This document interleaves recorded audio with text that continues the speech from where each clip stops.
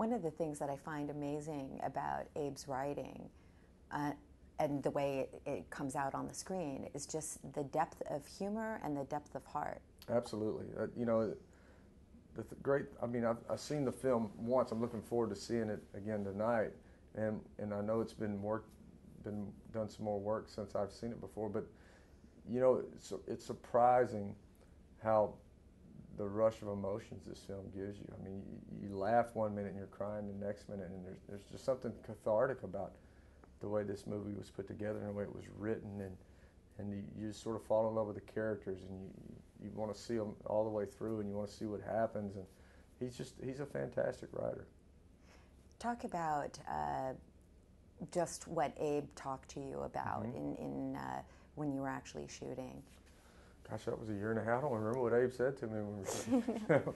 You know, no, he just has such a gentle way about him, Abe does, and you know, he really sort of, you know, you want to please him for one thing, because he's such a nice guy, and when he's talking to you, you really want to do the right thing for him, and he just really, he sort of caresses you into it. You know, he sort of caresses you into the moment and caresses you into the scene, and by the time he sort of backs out and you're ready to shoot, you don't realize that he's already set you up so perfectly by all the sort of the massaging he's done.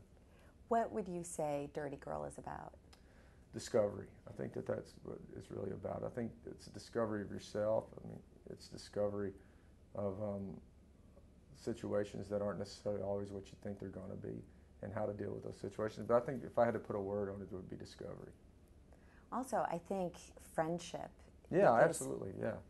Yeah, but for me, you know, all those things, if you set your life, if you always go out on a discovery of life and discovering who you are, all those things happen along the way. You build great friendships. You find out things about yourself you didn't know. You find out how strong you are. You find out how weak you are.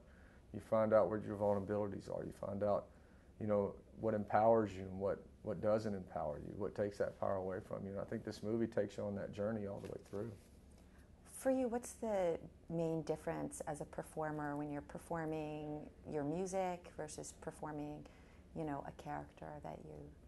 Well, they're sort of like kissing cousins, I guess, in a lot of ways. And not so much live when you're out performing live, because when you're performing live, it's sort of about, you know, just the audience reaction in a way. But when you're in the studio recording an album, you know, you're in a room and it's dark and you're singing, and you sort of creating your own movie in your head when you're going through these songs. You're creating empathy for this character that's walking through these songs, and you want people to sort of follow along and sort of have a vested interest in what this guy's doing. And it's not unlike that with movies. I mean, when you're shooting a film, you want to develop a character that people are interested in, that they want to see what happens to him, good or bad. They want to know where his journey goes, and I think it's the same thing with music. The only difference is you're doing it with a camera on you as opposed to doing it with the microphone in your mouth. Thank you so much. Thank you.